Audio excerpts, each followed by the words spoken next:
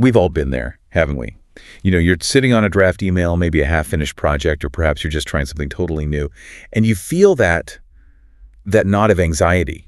Mm-hmm. The pressure isn't just to do a good job. It feels like this demand for flawless execution. Right. Because somewhere, deep down, we've bought into this idea that there were only two outcomes: perfect, absolute success, or just total, complete failure. Yeah, it's that black and white thinking, this sort of cultural obsession with needing to be right all the time, 100% of the time. And that obsession, chasing flawlessness, it uses up so much mental energy. It often leads to procrastination or sometimes just avoiding things altogether. Definitely. But what if that whole framework, this idea that you have to choose between perfection and failure, what if it's just a destructive illusion? Okay. We decided to take a deep dive into some really compelling work by Donna Franklin West. She's a certified leadership development strategist, and she argues this belief is a false choice that actually stops us from learning and growing. And that's the absolute critical point here. The source material really challenges that fundamental belief that avoiding failure automatically means you're getting closer to perfection. So they're not opposites on the same scale. Exactly. They're not on a single spectrum at all. Okay, let's unpack this then. If perfection isn't the opposite of failure, what is it, according to this source? Well, the core idea, the thesis, is that perfection is really a performance. It's not an actual state of being. A performance. Yeah. And the real choice you're actually facing day to day isn't between succeeding and failing. It's between growth and stagnation. So if you're completely focused on trying to achieve this impossible standard, this perfection, you end up choosing paralysis. You get stuck instead of making progress. Wow, okay. That reframes everything. Because it forces you to look at the function of these words, right? Not just the labels we stick on them. Precisely. So if we dive into the distinction the source makes, how does perfection functionally operate in our lives compared to how failure operates? The difference is really stark when you look at it that way. Donna West describes perfection as inherently, performative. Performative, okay. It's all about image control, seeking that external validation, making absolutely sure the audience, your boss, your team, maybe even social media sees only the shiny, finished product. It's rigid. But wait, if perfection is performative, where does that leave excellence?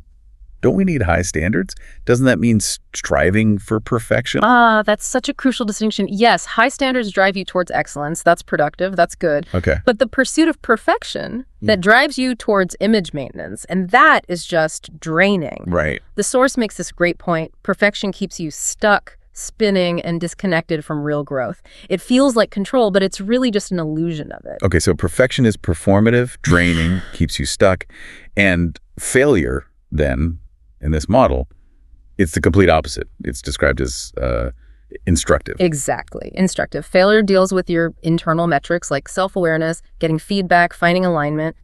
It's not about how you look to other people. It's about what you actually learn about yourself, about your process. It's the difference between obsessing over the font size on a presentation slide. Which is perfectionism. Right. Versus worrying about whether the data actually supports your core argument. Which is instructive. Got it.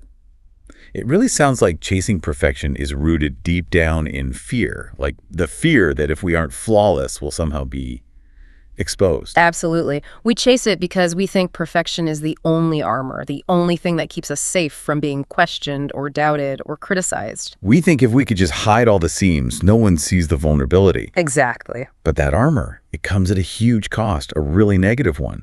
The source material lays out these consequences of trying to keep up that perfect facade, and wow, they seem crippling for any kind of long-term success. Oh, they really are. The first big one is that you immediately start playing small. Playing small. How so? Well, if any kind of risk invites the possibility of imperfection, you subconsciously start limiting your ambition.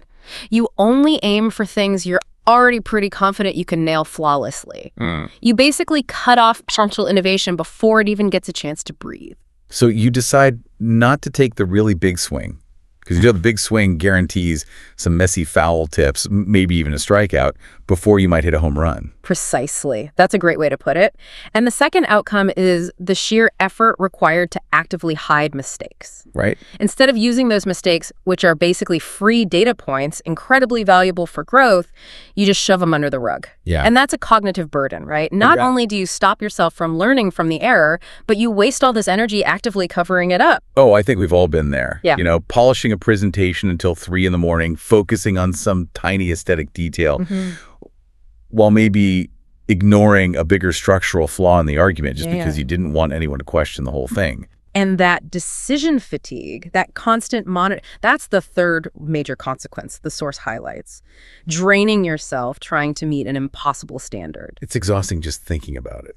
It is. The energy spent keeping up the image of perfection, that's energy stolen directly from actual progress or critical thinking, or even just rest. So the goal shifts. Yeah, the goal becomes just finish without any fault, rather than finish effectively. And that's why the source concludes that perfection doesn't actually align you with excellence. It just keeps you performing for external approval. Instead of acting from real internal confidence. Exactly. Wow. Okay, that perfectly sets up this powerful analogy that Donna West uses. It illustrates how growth actually happens, not through being rigid, but through motion. It's about learning to drive. It's such a great analogy because it's so universal, right? Almost everyone can relate. Think back to the very first time you were actually behind the wheel of a car. Oh, yeah. Terrifying. Right. The source describes that new driver, totally tense, white-knuckled grip on the wheel, expecting themselves somehow to execute every single maneuver with the smoothness of a seasoned pro. And that rigidity, that tension, it's key, isn't it? You're overthinking the brake, you're jerking the steering wheel. Yep. You're so focused on the one thing you think you can't mess up that you immediately mess up the next thing. You grip the wheel so hard, like you're trying to stop the car just with your hand. And this physical rigidity, it's a perfect mirror for the psychological rigidity of the perfectionist. Okay. When you are terrified of making a mistake, of an imperfect outcome, you just freeze up. Cognitively, you're locked into monitoring yourself instead of actually responding to what's happening around you. Right. That new driver is focused entirely on not failing, which, ironically, makes failure much more likely. And the source reminds us, the real breakthrough in learning to drive didn't happen when you finally achieved some magical moment of flawless performance, did it? No, not at all. It happened when you finally relaxed enough to accept the small mistakes. You know, missing a turn, that awkward lane change. And crucially, you learned how to recover from them without, crashing. That's it. The learning mechanism isn't about avoiding the error.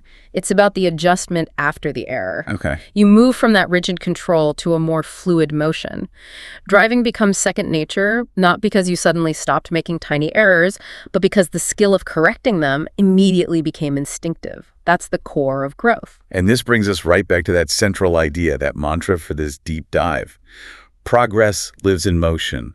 Perfection lives in paralysis. Exactly. If you're paralyzed by the fear of an imperfect outcome, you don't move. And if you don't move, you certainly don't progress. So failure, viewed this way, it stops being some kind of moral judgment on you.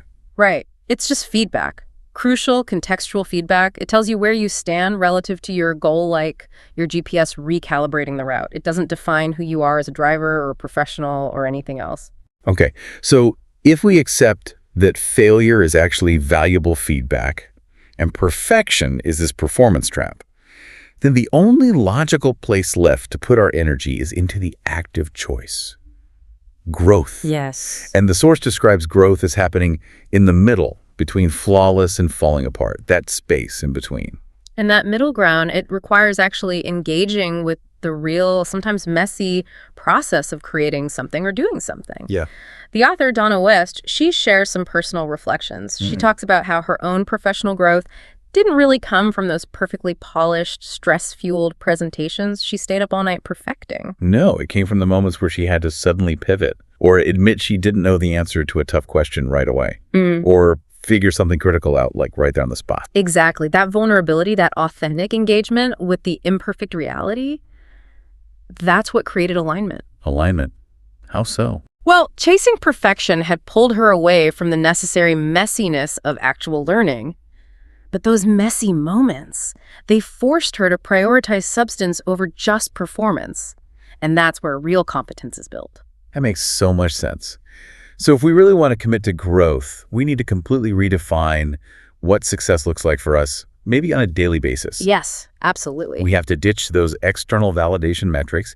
Did everyone love it? And start using more internal assessment. That's probably the most actionable takeaway here. Instead of asking yourself that draining, crippling question, was this perfect? The source suggests 3 different growth-focused questions we should ask after pretty much any effort, no matter the outcome. Okay, what are they? Number 1 is, did I learn something from this experience? Number 2, did I move forward, even just a tiny bit, a small step? And number 3, am I better equipped now for the next step than I was yesterday? Right. And if you can answer yes to even one of those questions, Then you've succeeded. you've succeeded, you've embraced growth. Real progress isn't found in that mythical, flawless end product. It's found in the courage to stick with the imperfect, iterative process. It's the learning, the adjusting, the continuing. That's what separates true excellence from just putting on a show. Okay, so to kind of sum up our deep dive into Donna Franklin West's insights, perfection, it's basically a myth. Failure, it's an invaluable teacher, actually. And growth, that's the real choice, the one that actually moves the needle in your career and, well, your life. Yeah, you don't have to be flawless to be effective. You really don't. You just need to stay aware and stay adaptable. Right. Every challenge, every setback, every single moment where you have to recover.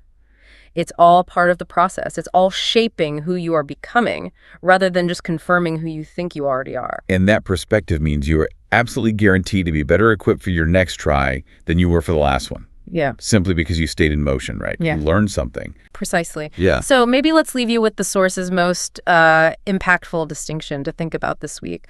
When you find yourself chasing that feeling of flawlessness, try to remember this quote. Perfection tries to keep you performing. Performing, like on a stage. Right. Growth invites you to keep becoming. Becoming.